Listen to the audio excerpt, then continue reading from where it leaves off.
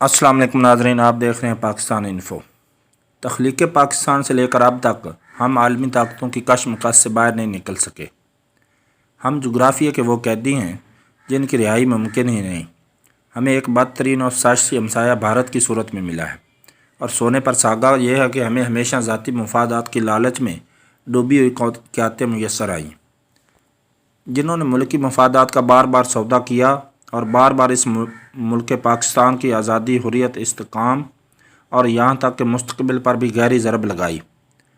پہلی جنگ عظیم کے بعد دنیا کے نقشے پر ابھرنے والی قومی ریاستوں میں سے ہم شاید واحد ملک ہیں جس کی اکثریتی آبادی نے ہمارے قیام سے صرف 25 سال بعد ہی 16 دسمبر 1971 کو ہم سے علیحدگی اختیار کر لی۔ ایسا انجام کسی نوزائیدہ ملک کے نصیب میں اس قدر جلدی نہیں آیا۔ اس المیہ کی دکھ بھری داستان کی لاتعداد فریق تو واضح ہیں اور بے شمار ابھی تک سیغہ راز میں ہیں۔ اس خطرناک کھیل میں بحثیت گروہ جو کردار سیاستدانوں نے ادا کیا اور جو حصہ اس دور کی اسٹیبلشمنٹ نے ڈالا وہ ناقابل فراموش ہے۔ امریکی اسٹیبلشمنٹ کا لاڈلا فیلڈ مارشل ایوب خان، جس کے بارے میں امریکی بحریہ کی انٹیلی جنس کے ڈائریکٹر نے 23 ستمبر 1953 کو امریکہ کے جوائنٹ چیف آف سٹاف کے chairman admiral W Radford کو اپنی سفارشات کے ساتھ ایک مثبت رپورٹ تحریر کر کے اس کے اقتدار کی راہ ہموار کی تھی، یہ شخص جب اپنے 10 سالہ اقتدار کے آخری ایام میں عوامی احتجاج کے ہاتھوں بے بس ہو گیا، اور اسے اس بات کا بھی بخوبی اندازہ ہو گیا کہ اس کے خلاف امریکہ نے اپنا نیا مورا ذوالفقار علی بھٹو تیار کر لیا ہے، تو اس کی حالت دیدنی تھی۔ تاشقند کی راہداریوں میں جب ایوب خان کو محسوس ہوا کہ روس کا وزیر خارجہ پوٹ گورنی پاکستانی وزیر خارجہ بھٹو سے مضافہ نہیں کرتا جو اس وقت تک اس کا منظور نظر تھا، تو ایوب خان نے اس رویے کی شکایت پاکستانی سفیر جمشید مارکر کے روبرو سوویت یونین کے سربراہ برژنیف سے کی، جس پر اسے یہ جواب ملا کہ تمہارا یہ لاڈلا رات کو امریکی سفیر کے پاس جاتا ہے اور ہماری باتیں اسے بتاتا ہے۔ تاشقند مذاکرات میں ایوب خان 1965 کی پاک بھارت جنگ کے دوران امریکی بے وفائی کا شدید صدمہ سینے میں چھپائے ہوئے تھے۔ امریکہ نے عین حالت جنگ میں اسلحے کی سپلائی روک دی تھی۔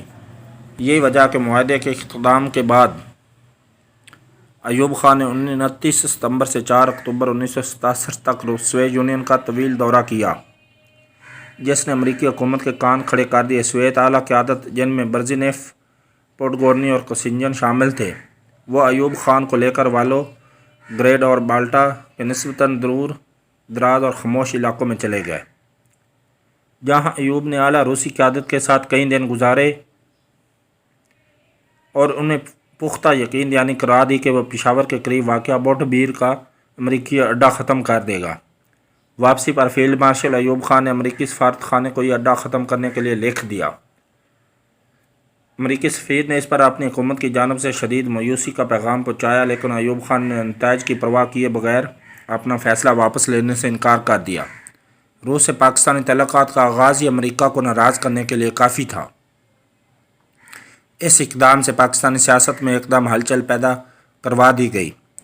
سیاسی اور صحافتی مورے اشاروں پر چلنے لگے۔ پاکستان ٹائم نے 13 جنوری 1966 کو ایک مضمون شائع کیا جس میں تاشقند معاہدے کو ایک قومی شکست تعبیر کیا گیا۔ دوپہر تک ایوب خان کے خلاف ہنگامے پھوٹ پڑے، جن میں عوام صرف ایک نعرہ لگا رہے تھے: ہمارے شوہر، باپ اور بھائی واپس کرو۔ رات بھر فساد جاری رہا اور جب اس پر قابو پایا گیا تو 4 لوگ مر چکے تھے، لاتعداد زخمی اور کئی سو جیل میں تھے۔ اس کے چند دن بعد ذوالفقار علی بھٹو نے ایوب خان سے اپنی راہیں جدا کر لی۔ مغربی اور مشرقی پاکستان دونوں میں عوامی سطح پر ایوب خان کے خلاف ایک منظم عوامی تحریک کا آغاز ہو گیا جو آہستہ آہستہ زور پکڑنے لگی۔ مغربی پاکستان کی تمام اپوزیشن سیاسی پارٹیاں فاطمہ جناح کے الیکشنوں کے دنوں سے کسی موقع کی تلاش میں تھیں جو انہیں اب مل چکا تھا۔ یہ سب لوگ اپنے دور کے اہم ترین سیاسی رہنما تھے: نوابزادہ نصر اللہ، مولانا مودودی، سردار شوکت ایاد، ممتاز سلطانہ خان، عبدالولی خان، مولانا مفتی محمود چودھری، خلیق الزمان اور دیگر مغربی پاکستان میں سیاست کرتے تھے، لیکن مشرقی پاکستان میں شیخ مجیب اور مولانا عبدالحمید بھشانی ہی مقبول سیاسی رہنما تھے۔ ایوب خان کی حمایت میں مشرقی پاکستان سے صرف ایک ہی آواز تھی، نور الامین، جو اتنی مؤثر نہ تھی۔ تاشکند معاہدے کے بعد 6 فروری 1966 کو ایوب نے لاہور میں ایک اجلاس بلایا جس میں 700 مندوبین شریک ہوئے، مگر مشرقی پاکستان سے صرف شیخ مجیب الرحمان اپنے 21 اراکین کے ساتھ شرکت کے لیے آیا۔ ایوب کی خفیہ ایجنسیاں کانفرنس میں ولی خان کی پارٹی کو اس سے دور رکھنے میں کامیاب ہو گئی۔ انہوں نے بہانہ یہ بنایا کہ یہ امریکی ایجنٹوں کی کانفرنس ہے۔ ایوب انتظامیہ نے سیاستدانوں کو کمزور اور منقسم سمجھ کر انہیں ڈیفینس آف پاکستان رولز 1965 کے تحت گرداری کے مقدموں میں گرفتار کرنا شروع کر دیا۔ مغربی پاکستان کے تقریباً ہر بڑے سیاسی رہنما کو حراست میں لیا گیا۔ رہنماؤں کی گرفتاری کے بعد کی خلا کو ذوالفقار علی بھٹو نے اپنے شعلہ بیانی سے پر کیا۔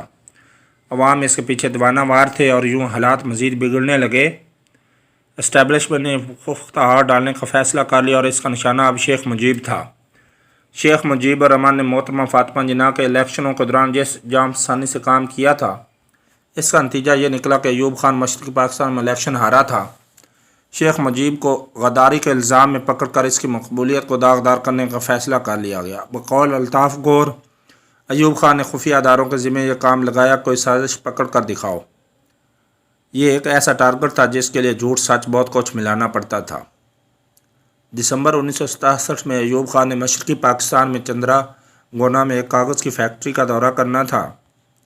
ملٹری انٹیلیجنس رپورٹ پیش کی کہ ایوب خان کے طیارے کو بام سے اڑانے کی سازش تیار ہو چکی ہے اور بعض سول اور فوجی افسران بھارت سے مل کر مشرقی پاکستان کی علیحدگی کا منصوبہ بنا رہے ہیں۔ دورہ منسوخ ہوا اور جنوری 1968 میں شیخ مجیب الرحمان سمیت 35 افراد کو بغاوت کے جرم میں گرفتار کر لیا گیا، جن میں سے 3 CSP افسران، کچھ مسلح افواج کے افراد اور باقی عام بنگالی تھے۔ مقدمے کو اگرتلا سازش کیس کا نام دیا گیا۔ حالات بگڑے تو سوویت یونین کا رہنما کوسنجن 18 اپریل کو پاکستان آیا۔ ایوب خان سے 3 گھنٹے طویل ملاقات نے امریکی ایوانوں میں شدید الارم بجا دیے۔ ملاقات کے بعد ہونے والے معاہدوں میں مشرقی پاکستان میں بجلی گھر اور مغربی پاکستان میں اسٹیل مل کے قیام نے امریکی غصے میں مزید اضافہ کیا۔ ملک میں ہنگامے زور پکڑتے گئے۔ تمام سیاسی رہنما جو کبھی ایک دوسرے کو کاٹ کھانے کو دوڑتے تھے، آج ایوب کے خلاف متحد ہو چکے تھے۔ ادھر شیخ مجیب کے خلاف مونز اور اسٹیبلشمنٹ نے مقدمے کی کارروائی بھی زور شور سے جاری رکھی، لیکن مغربی پاکستان میں بھٹو اور مشرقی پاکستان میں شیخ مجیب کی عوامی مقبولیت میں پوری انتظامیہ کو بے بس کر کے رکھ دیا۔ بے بس حکومتی مشینری کے سربراہ ایوب خان نے سیاسی حل کے لیے اپوزیشن رہنماؤں کے ساتھ گول میز کانفرنس بلائی۔ غداری والا اگرتلا سازش کیس ختم کر دیا گیا اور شیخ مجیب کو رہا کر دیا گیا۔ وہ اپنے وفد کے ہمراہ کانفرنس میں شریک ہوا، لیکن یہ کانفرنس ایوب حکومت کے خاتمے کا آغاز ثابت ہوئی۔ بھٹو نے اس کے آغاز سے ہی اس کا بائیکاٹ کیا اور کانفرنس کے فوراً بعد شیخ مجیب سے یہ کہہ کر متحدہ اپوزیشن سے علیحدہ ہو گیا کہ اس میں مشرقی پاکستان کی تو بات ہی نہیں سنی گئی۔ اب متحدہ اپوزیشن عوامی مقبولیت کے غراف سے گرتی چلی گئی اور ملک کی اسٹیبلشمنٹ 2 مقبول عوامی رہنما مجیب اور بھٹو کے عوامی سلاح کی زد میں ایسی آئی کہ ایوب کے استعفے کے سوا کوئی راستہ نہ مل سکا جاری ہے۔ ناظرین، اگر آپ چینل پر نئے ہیں تو آپ سے گزارش ہے چینل سبسکرائب کرنا مت بھولیے اور بیل آئیکن کا بٹن دبا لیجیے۔ شکریہ۔